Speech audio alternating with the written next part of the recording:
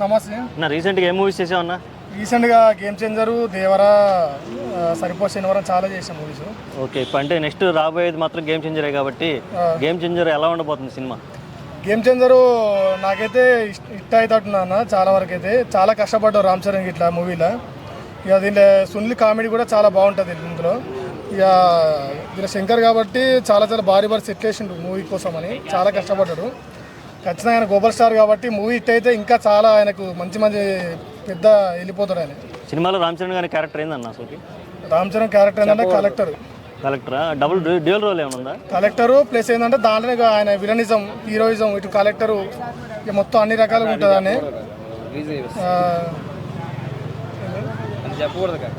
ఏం కాదు. దీంట్లో సునీల్ వచ్చేసి ఆయన అసిస్టెంట్ ఉంటాడు. ఓకే, డ్యూయల్ రోల్ అన్న రామ్ చరణ్ గారు? దాంట్లో మనకు తెలియదు అన్న, అది డబుల్ ఎక్షన్ చేసిండు. Okay, dual రోలా?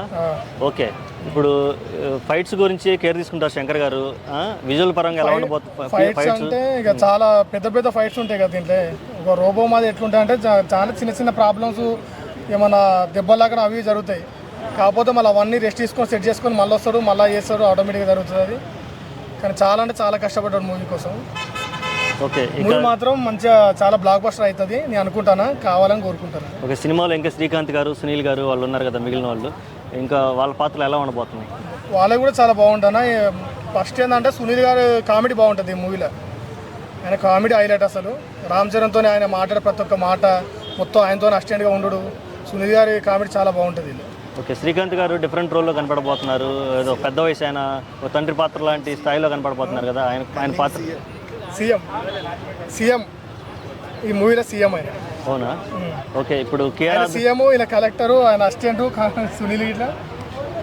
ఇప్పుడు ఉన్న పరిస్థితుల్లో కంపల్సరీ రామ్ చరణ్ గారి హిట్ అనేది కంపల్సరీ రావాల్సిన పరిస్థితి ఉంది. హిట్ అయితే ఈ సినిమాతో దాన్ని అంచనాలు కూడా భారీగా ఉన్నాయి సినిమా మీద. దాన్ని అందుకునే అవకాశం ఉందంటారా? ఇక మెగా అభిమానులు చాలా మంది ఉన్నారు కదా, ఖచ్చితంగా చిరంజీవికి, సాయిధరమ్ తేజ్, మళ్ళీ పవన్ కళ్యాణ్ అందరూ ఉన్న ఫ్యాన్స్ మొత్తం రామ్ చరణ్గా సపోర్ట్ ఇస్తారు ఖచ్చితంగా. ఇక అల్లు అర్జున్ ఫ్యాన్స్ అంటే అల్లు అర్జున్ సపరేట్ అయిపోయింది కాబట్టి ఫ్యాన్స్ మొత్తం ఉన్నారు కాబట్టి ఖచ్చితంగా మూవీ బ్లాక్ బస్టర్ అవుతుందని అనుకుంటారు. ఓకే, సుమారు ఇప్పుడు పుష్ప 2 అనేది 1000 కోట్ల దాకా కలెక్ట్ చేసింది కదా, మరి ఈ సినిమా కూడా అంత రేంజ్ ఉందంటారా? అంత దగ్గర దానంతరం వస్తుంది ఖచ్చితంగా, ఈక్వల్ దగ్గరగా రావచ్చు. అంటే శంకర్ గారి సినిమా ద్వారా పొలిటికల్ సెటైర్ ఏమైనా వేయబోతున్నారా, లేదంటే కొత్తగా అప్పట్లో ఒకే ఒక్కటి సినిమాలో కానీ సంచలనం సృష్టించినట్టు దీంట్లో ఏమైనా సంచలనం సృష్టించబోతున్నారంటారా?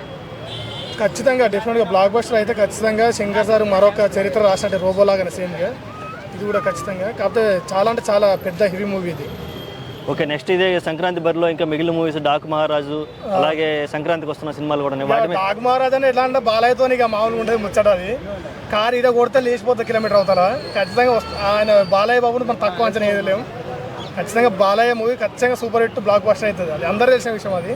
ఓకే, అలాగే సంక్రాంతికి వస్తున్నామంటే వెంకటేష్ గారు కూడా బరిలో నిలిచారు ఈసారి. ఈ కాంపిటీషన్లో మరి గేమ్ చేంజర్ ఎంతవరకు వాటిని తట్టుకొని నిలబెడుతుంది అంటారు? గేమ్ చేంజర్ వస్తుంది ఖచ్చితంగా, ఎందుకంటే మెగా అభిమానులు చాలా మంది ఉన్నారు కాబట్టి పక్కా వస్తుంది. అంటే ఇది పాన్ ఇండియా రేంజ్లో తీస్తున్నారు కదా, అందరికి నచ్చే అవకాశం ఉందా? ఖచ్చితంగా డెఫినెట్గా నచ్చుతుంది. ఓకే అండి, థ్యాంక్ యూ.